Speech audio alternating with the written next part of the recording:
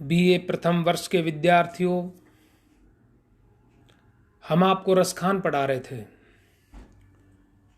हमने रसखान के कवित्व और सवैयों की व्याख्या की। आपको विदित है कि रसखान का जन्म 1548 ईस्वी में हुआ था तथा इनका देहावसान 1628 ईस्वी में हुआ। हिंदी साहित्य के भक्ति काल में जो कृष्ण काव्य धारा थी, उस कृष्ण काव्य धारा के ये प्रमुख कृष्ण भक्त हैं। वल्लभाचार्य जी के पुत्र विठलनाथ जी, जिन्होंने अष्टछाप की स्थापना की थी, उनके ये शिष्य थे।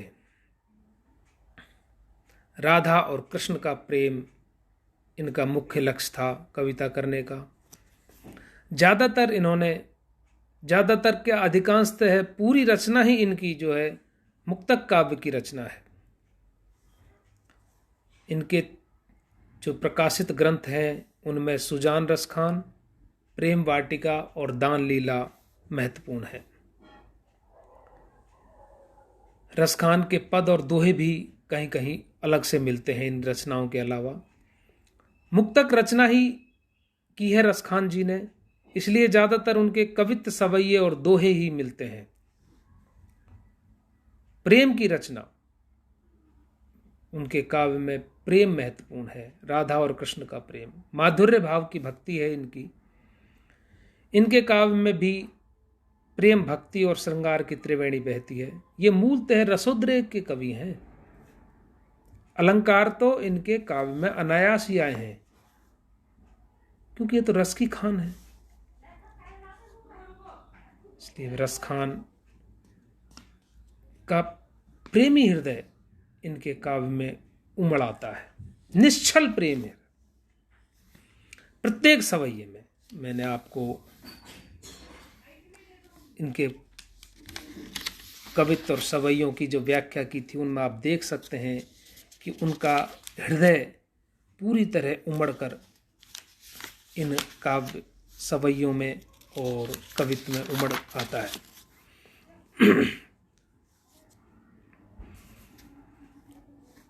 मैंने आपको बताया कि किस प्रकार से वो प्रेम की रचना करते करते और भक्त बन जाते हैं, क्योंकि माधुर्य भाव की भक्ति है। वो अजन्मा अलौकिक ब्रह्म प्रेम के कारण किस प्रकार लौकिक हो जाता है, प्रेमी हो जाता है, ये सब कुछ उसमें दिखाया है। ब्रह्म में ढूंढो पुराणन गानन, वेद ऋचा सुनि चौगुन चायन। देख सुनो कब हूं न कि तू, वह कैसे स्वरूप और कैसे सुभायन। टेरत हेरत हार पर्यो, रस खान बतायन लोग लुगायन। देख दुरो वह कुंज कुटीर में बैठो पलोटत राधिका पायन। ब्रह्म में उसे ढूंढा, ब्रह्म में ढूंढा। उस अलौकिक ब्रह्म को बता रहे हैं कि प्रेम के वशीभूत होकर के, और उसे कहां पाया, जिसे ये बड़े बड़े योगी ऋषि मुनि पुराणों में, वेदों में, ऋचाओं में, उपनिषदों में, इस ब्रह्मांड में खोजते हैं तत्वज्ञानी बन करके, लेकिन कहीं उसे ना देखा ना उसके बारे में सुना कि उसका कैसा रूप है, कैसा स्वभाव है, क्योंकि वो तो निर्गुण की प्राप्ति के लिए ढूंढते हैं। वे अजन्मा, निराकार, सर्वव्यापक एक ईश्वर की जो स्थापना है उनकी, उसके आधार पर उसको चित्रित नहीं किया जा सकता। उसे देखा ही नहीं कि कैसा उसका स्वरूप है, कैसा उसका स्वभाव है। टेरत हेरत हार पर्यो, उसको टेरते हुए, उसको ढूंढते हुए, उसको पुकारते हुए हार गया रसखान। रसखान कहते हैं कि मैं जब उस रास्ते पर चला उन लोगों के, तो मैं उसको हार गया, और बताया किसी भी लोग लुगाई अर्थात स्त्री पुरुष ने किसी ने बताया ही नहीं कि वह कहाँ मिलेगा, कैसा है, कैसा स्वभाव है, कैसा स्वरूप है, उसके कहीं ढूंढा न जा सका। परंतु जब ब्रज में आया और जब मैंने उसके रूप का गुणगान सुना, यहां सगुण स्वरूप का, लीलाधारी श्री कृष्ण जो वही अलौकिक ब्रह्म, कौन सा कि शेष महेश दिनेश गणेश सुरेश जाहि निरंतर गावे, ताहि अनादि अनंत अखंड अचेत अभेद सुभेद बतावे, कि नारद से सुख व्यास रटे पचिहारे तऊ पुनि पार न पावे, और ताहि अहीर की छोहरिया छचिया भर छाछ पे नाच नचावे। काग के भाग बड़े सजनी हरि हाथ सो ले गए माखन रोटी। तो उसको भी हमने कहां पाया कि देखो दुरोव है कुंज कटीर में बैठो पलोटत राधिका पायन, कि उसको हमने देखा कि एक कुंज निकुंजों की कुटिया में और राधा के पैर दबा रहा है प्रेम के वशीभूत होकर। सोई ब्रस भानु किशोरी ने चरणन को दास बनायो, नाना भांति नचायो भक्तन ने मोए नाना भांति। परम प्रेम के पाने पड़ के प्रभु को नियम बदलते थे। प्रभु प्रेम के वशीभूत है।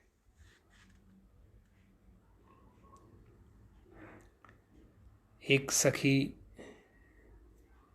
दूसरी सखी से कह रही है, रसखान जी का देखिए आप, यहां श्रृंगार उभर के आता है कि जा दिन ते मुस्कान चुबी उरता दिन ते जु भई बनवारी, कुंडल लोल कपोलन महाछवि कुंजन में निकस्यो सुखकारी, कि हो सखी आवत ही बगरे पग पेंड तजीर झी बनवारी, रसखान परी मुस्कान के पानन कौन गहे कुलकान बिचारी। रसखान जी कहते हैं कि एक सखी दूसरी सखी से, एक गोपी ग्वालिन जो दूसरी से कह रही है कि हे सखी, एक दिन उस बनवारी को, उस गोविंद को, गिरधारी को मैंने मुस्कुराते हुए देख लिया। जब वह मेरी ओर मुस्कुराया तो उसकी मुस्कान मेरे हृदय में जा चुभी अंदर तक। जैसे गालिब ने कहा है ना एक जगह कि कोई मेरे दिल से पूछे तेरे तीरे नीम कस को, ये खलिस कहां से होती जो जिगर के पार होता, कि जा दिन ते मुस्कान चुभी उरता दिन ते जु भई बनवारी। बस फिर मैं बनवारी की हो गई, फिर तो मैं बनवारी ही हो गई खुद ही। जैसे राधिका अत्यंत प्रेम के वशीभूत होकर के स्वयं कृष्ण बन जाती है, ऐसे मैं जिस दिन से उसकी मुस्कान मेरे हृदय में चुभी, बस अब मैं उसी दिन से उसकी हो गई।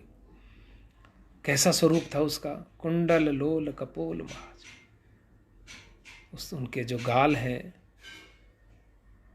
वो लाल हैं,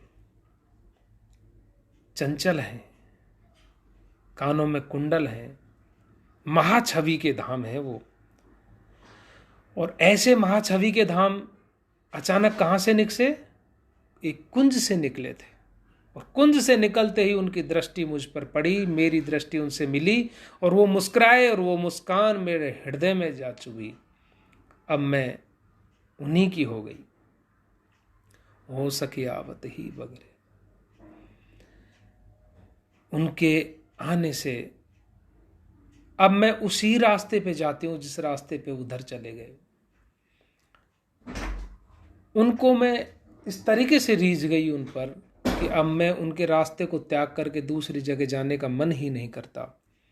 रसखान कहते हैं कि सखी कह रही है सखी से कि मुस्कान के पानन, अर्थात मैं तो मुस्कान के अधीन ऐसी हो गई कि अब कौन कहे कुल कानी बिचारी, अब कुल की मर्यादा का विचार ही नहीं रहा, उनके अधीन हो गई। बस वो ही नजर आते हैं,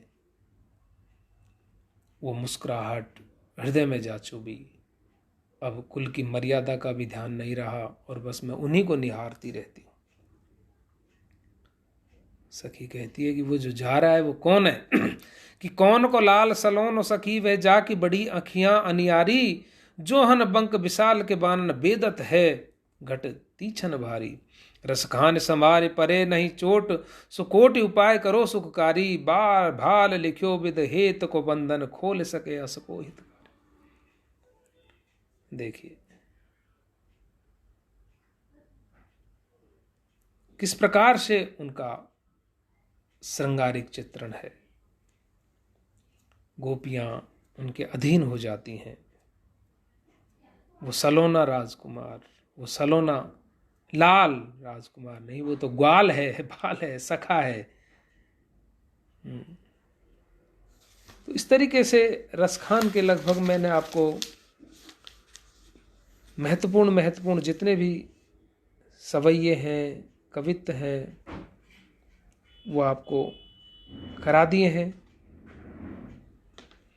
फिर भी अगर आपको मेरी आपसे व्हाट्सएप पर चैटिंग होती रहती है, बातें भी होती रहती हैं, मैं आपको होमवर्क बताता रहता हूँ, तो आपको जब कोई लगे इस तरीके से कोई कठिन, तो आप निसंकोच रूप से जो मैंने आपको नंबर दे रखे हैं, बहुत लड़कों की मेरे से बात हो रही है, उनका पर्सनल ग्रुप है, वहाँ भी मैं बात करता रहता हूँ। तो आपको जब लगे तो वो मुझसे पूछ सकते हैं। एक बच्चे ने कहा था कि सर वो ताही अहीर की छोहरिया 2 जगह आता है, तो दूसरा पद भी आप समझाएं।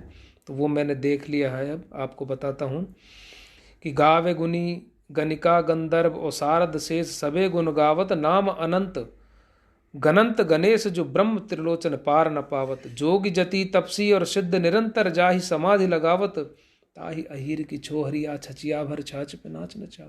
बिल्कुल ये वैसा ही है जैसा मैंने आपको उसका अर्थ करके बताया था कि शेष महेश दिनेश गणेश सुरेश हूँ जाहि निरंतर गावे, ताहि अनादि अनंत अखंड अछेद अभेद सुभेद बतावे, कि नारद से सुख व्यास रटे पचिहारे तऊ पुनि पार न पावे, और ताहि अहीर की छोहरिया छचिया भर छाछ पे नाच नचावे।